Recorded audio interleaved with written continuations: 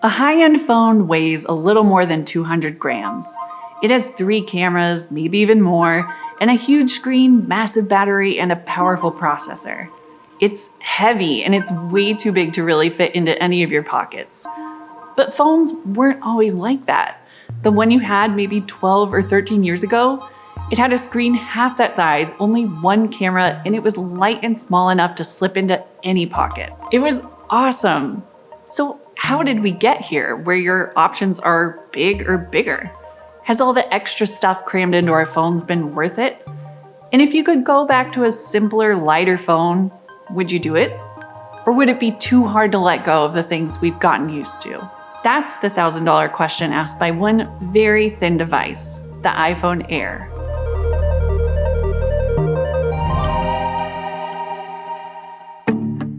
First things first, the Air is shockingly thin and light. It's even a tiny bit slimmer than the Samsung Galaxy S25 Edge, which is the other thin phone on the market.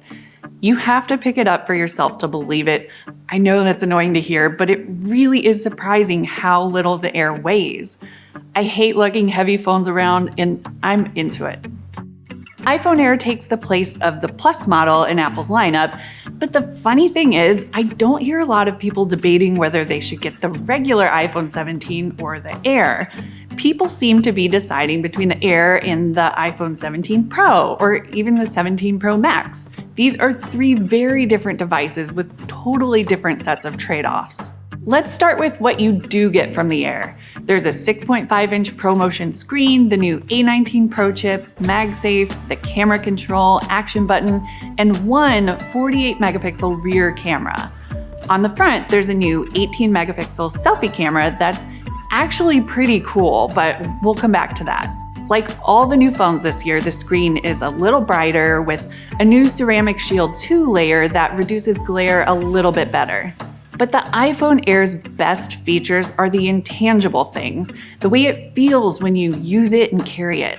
I've been putting it in my front pocket when I walk around the city, and that is not something I can usually do with a phone. I also tried carrying it with Apple's new crossbody strap, which is nice, but I don't know, I don't think I can pull it off. Just sitting and scrolling with the phone one-handed feels more comfortable to me than with a heavier phone. It also feels better holding the Air up to your ear to make a call. It fits into any of the pockets of my bag, and you don't even have to give all those benefits up when you put a case on it, because Apple is bringing back the bumper. The clear case is still pretty slim too, and it comes with a bonus feature: no wobble when you use the phone on a flat surface. Otherwise, the phone rocks back and forth when you tap on the screen. But here's the obvious trade-off for that slim profile: a smaller battery. Apple doesn't say the exact capacity for its batteries, just that you can watch up to 27 hours of video on the Air. On the Pro Max, you can watch up to 39 hours according to Apple. That's how it played out in my testing too. I've been using the Air a lot over the past few days, but it's been down to around 20% in the early evening. It's important to remember that this is just after a few days of testing with a lot of background processing going on. What I'm more concerned about is how that battery life is going to degrade over time. And recent iPhones don't have a great reputation for battery longevity. In the meantime, I would want some insurance if I planned on using this phone all day and all night without a charger. Apple sells that in the form of a new version of its MagSafe battery pack. It's $99 and it's only designed to fit specifically on the Air, which is a little bit cheeky. It's also pretty telling that Apple lists some of its battery life figures with and without the battery pack factored in. And that's fine, but once you have the battery pack attached, you're no longer using a super thin, super light phone. If you can't have a thin phone and a battery that goes all day, which one do you give up? There's one other minor trade-off on the Air that bothers me a little bit. Instead of 2 speakers for audio playback, you just get the one at the top. Not surprisingly, audio lacks a little richness as a result. The Apple Vision Pro is Apple's long-awaited entry into the world of computers you wear on your face. The Apple Vision Pro is Apple's long-awaited entry into the world of computers you wear on your face. If you live with AirPods in your ears, then that's not going to be a problem for you, but basically every other phone at this price offers stereo speakers. So battery is a big consideration, But the other major sacrifice is the camera. There's only one, but it has a 2x zoom setting that uses the middle 12 megapixels on the sensor, so it looks better than your typical digital zoom. Apple's also doing a little extra processing on that 12 megapixel image to improve the quality over last year's version, and you can see the difference. There's also 35mm and 28mm equivalent settings that combine information from multiple frames to avoid looking too much like digital zoom. They're nice to have, but let's not kid ourselves. This is one lens, not 4 lenses like Apple keeps claiming. I can live without the telephoto, but I kept finding myself in situations with the Air where I couldn't move back any farther, and I really miss that ultra-wide. You do get the ultra customizable photographic styles introduced last year, plus a new undertone setting called Bright. It's bright, and it mostly affects skin tones by making them smoother.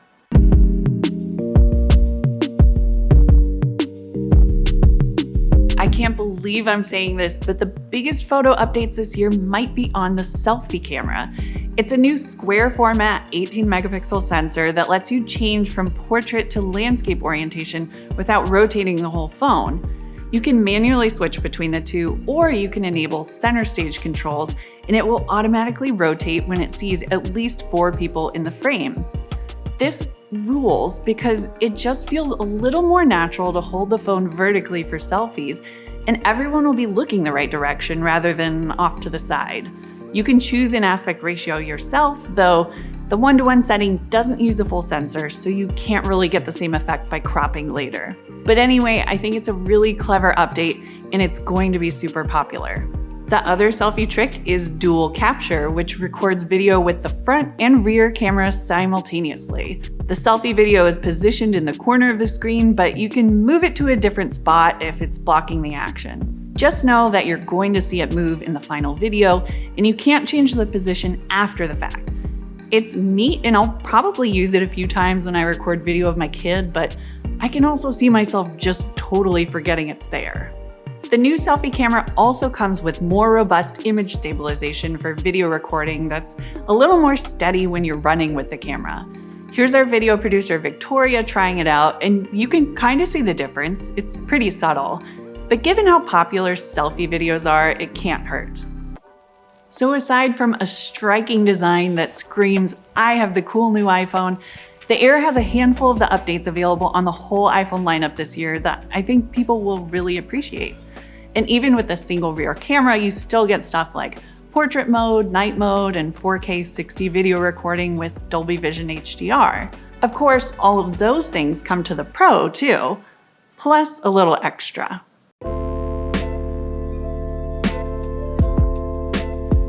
For starters, the Pro got its own redesign this year. The camera bump is now a bar that stretches across the back panel.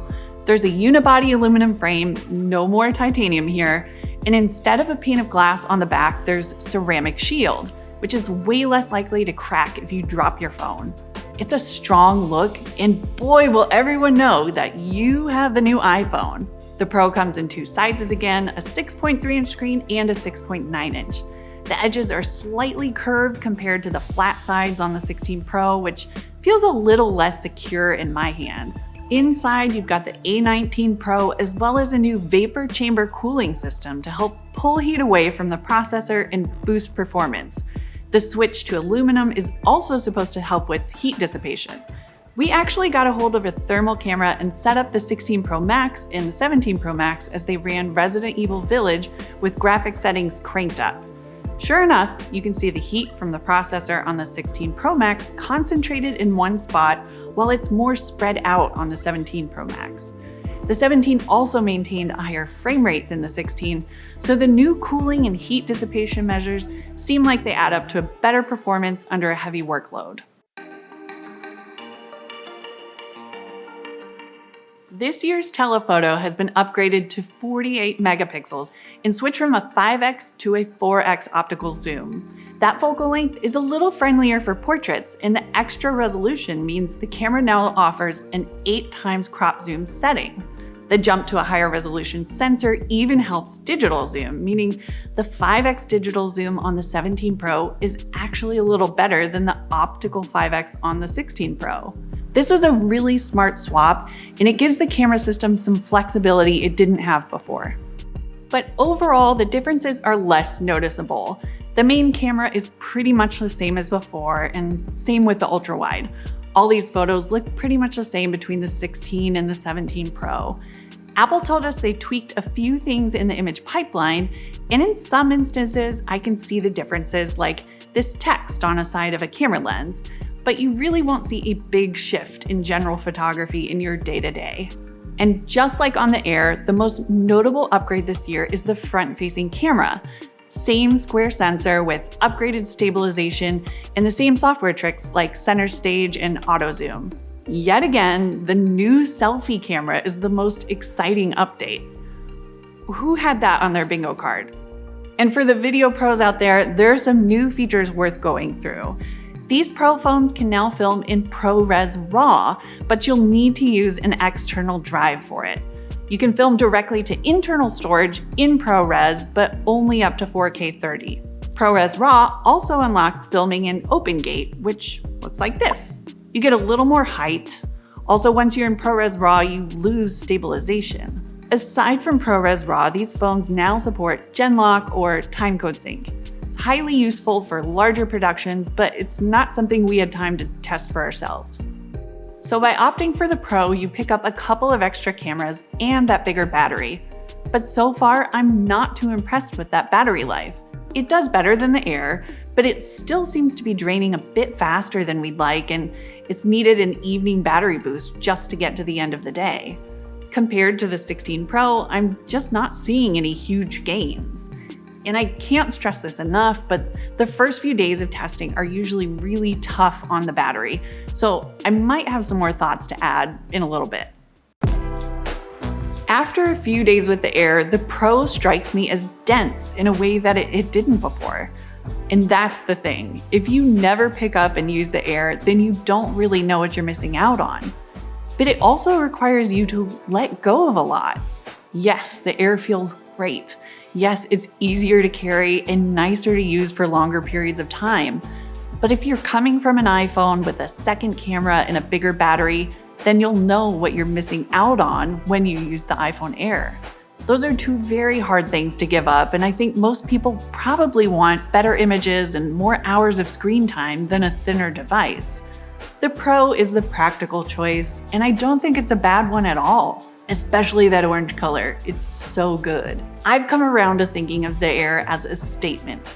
It's a statement from Apple about what it can achieve, and who knows, maybe a hint of things to come. But choosing the Air also makes a personal statement. Maybe that's just, I have the hot new iPhone, but it also says something about your priorities, that you're a person who's not glued to your phone all day and you're not too hung up about how many cameras your phone has.